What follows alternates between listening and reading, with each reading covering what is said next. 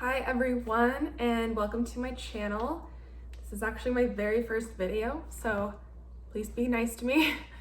But yeah, I want to get right into the video today because I've been waiting to make this video for years, if I'm being totally honest, and I am just now getting around to it.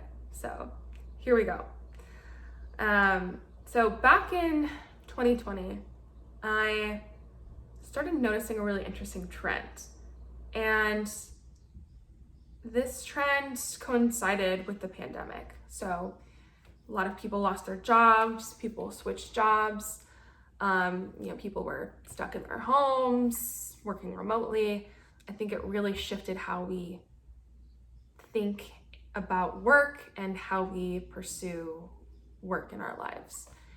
And I started noticing a lot of articles and posts, on social media, especially from millennials and Gen Zs, so the younger generations, basically saying that they are burned out, they are not enjoying their jobs, they feel disconnected, they couldn't care less about what they do, etc., etc.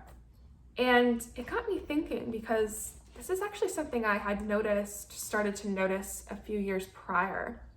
So in 2020, I had switched jobs from a job that I hated, and I started working at a startup, which I really enjoyed at the time, and I found it to be very fulfilling and very enjoyable to go to work every day. And in talking to a lot of my friends who I graduated college with, they're in positions where they had been at the same job for 5 to 6 years after graduation, and none of them were enjoying it. I mean, they all had the same complaints. They were really disconnected from it. They really didn't like what they did, and they couldn't care less, honestly, about their jobs. They really just needed a paycheck at the end of the day. And it got me thinking, is this normal? And why do I enjoy my job and other people don't, right? So fast forward to 2020, I start seeing this trend on social media and reading LinkedIn articles about it. And it kind of got the gears in my mind turning a little bit because I started to realize that this was not a problem just confined to my friends and the people that I know, who were mostly engineers, but more broadly across different generations and different job titles. This is a very pervasive issue. And I think that the pandemic really exacerbated these feelings because, when you're kind of cut off from that social conduit of work and you're sitting inside and all you have to think about and do is the work, well, if you don't like it, that's going to weigh really heavy on you emotionally, physically, and I think spiritually as well. So the pandemic really exacerbated all these issues. And I started thinking, well, why do I like my job, right? What is it about this that is markedly different from what other people are experiencing? And how can I help people transition into something that works better for them or something that, really satisfies them more deeply than just getting a paycheck at the end of the day, right? So, and I'll tell you a funny side story actually. So I was in Japan in 2019 before the pandemic happened, and I was with my friend and we were flying out together, and we had a layover at an airport. And we decided to go into the bookstore just to kill time. And we came across this book called Ikigai and explaining the Japanese concept of Ikigai. And so I think my friend bought it and we both read it on the plane. And it was actually a really amazing book. It basically talks about the Japanese concept of Ikigai, which translates loosely into English into life purpose or reason for being. And at the time, so I had just transitioned into the startup and I was really enjoying it, but my friend was in a job that she really honestly hated. And so I think this book was eye-opening for me, but it was especially eye-opening for her because it really spoke to all of the challenges and insecurities that she had at that job. So she actually ended up quitting that job, I think because of that book, if I'm being completely honest. And she ended up eventually getting a job that she liked much better and that fit more with the lifestyle that she wanted. So I was very, very proud of her for that. But anyways, going back to, like post-pandemic, what I started to notice about, this trend of people really hating what they're doing, that book about Ikigai was actually really well timed because it got me thinking, am I living out my Ikigai? Am I pursuing my quote unquote life purpose? And I know it might sound a bit woo-woo and a bit cheesy to say, but I really do honestly believe that everyone has a life purpose. And not everyone's life purpose is necessarily rooted in their job and their vocation, but that is just one way to realize your life purpose, right? And I think from my perspective, if we're going to spend all day, almost every day at a job, we might as well try to align it with our purpose and try to contrive more meaning out of it, because that's where we spend most of our time anyways, right? You can have your job and by all means, have a job, make money, support yourself and your family. I'm not saying don't do that by any means. But if you can kind of marry your job and your life purpose, that's just kind of knocking out two things at once, right? It's being more efficient.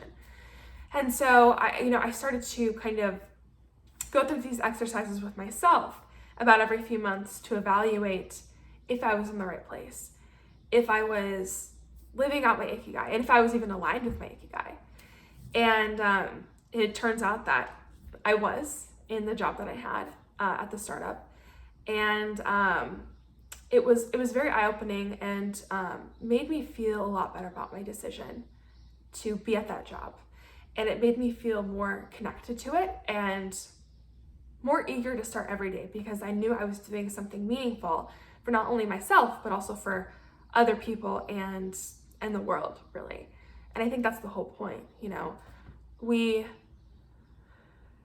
go to these jobs and we make money. And of course, like, we all need shelter, we need to eat, we need to take care of our loved ones, and that's all great. But I think there's something that a lot of people miss, and that's connecting your life purpose and what you do to, the world and to everyone, and trying to make incremental progress towards making life on earth better for everyone, right? And I think if you can achieve that, that is like the ultimate accomplishment, right? So yeah, I started to realize that, tethering what you do, not only to your own satisfaction, but also a greater life purpose for the world, was probably the most important thing that you could spend your time doing and pursue. So I made sure I was very aligned with that. And I started doing these little exercises with my friends and family, and no surprises there. A lot of people realized that they were not doing something that was aligned with their higher purpose, and they didn't even know what their higher purpose was.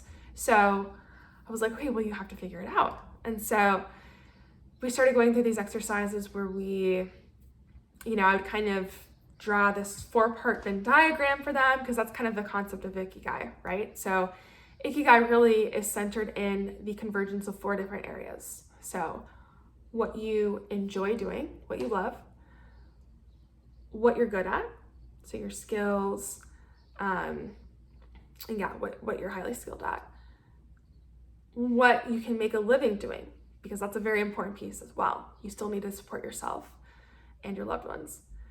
And then that final piece, my favorite, what the world needs. So how do we benefit the greater world and people living in it?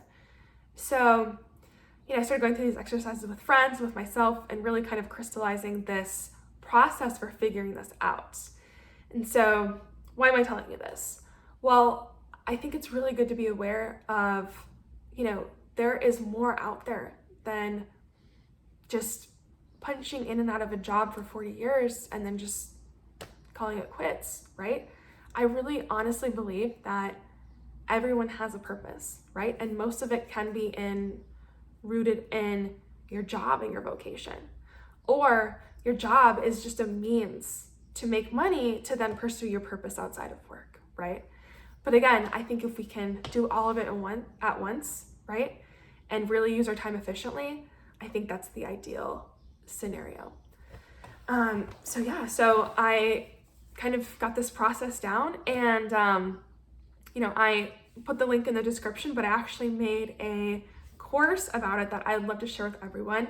And I'm happy to give out discounts too, because for me, it's really not about making money off of this. I mean, I have a day job. This is really just a passion project on the side, but I really just want to spread this message to everyone, right? I want people to be fulfilled and aligned with what they do. And, you know, I want people to be pursuing things that better themselves and also better the entire world, right?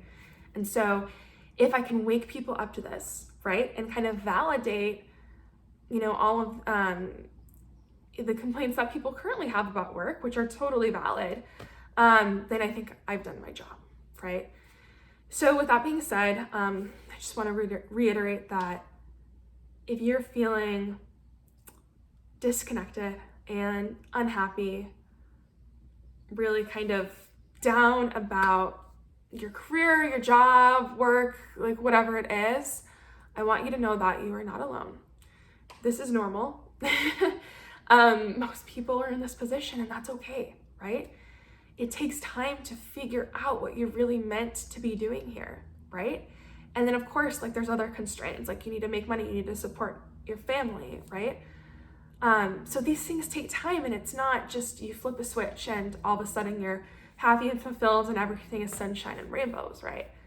But I think the first step is being aware of it and waking up to the fact that, you know, we don't need to kind of suffer and in these doldrums of work and corporate life, right? And maybe that's your purpose, right? Maybe that is the conduit by which you can make a broader impact and achieve your purpose, right? So I'm not knocking that. But if it isn't, that is not what you're meant to be doing, just know that you do not have to suffer, okay? There is a greater purpose out there for you. And like, I'm not a super religious person, right? So I know this kind of might sound like it has like religious undertones. And if you're religious, that's great. That's amazing. But I think at a more spiritual level, like we are all spiritual beings, right? And I think there is a higher purpose for everyone, no matter what your religion is, whether you're religious or not, what your background is, where you live. I think we all have a higher purpose. And I would love to see more people and everyone in the world eventually wake up to that and, you know, take steps towards achieving that and really fully realizing it. So if you've ever heard of Maslow's hierarchy of needs, I really enjoy it because it's a pyramid. Okay, I'm not in the Illuminati, but it's a pyramid. You can go look it up. And at the bottom level of the pyramid, the most basic form of human needs is food, water, shelter, right? That's what you need to survive.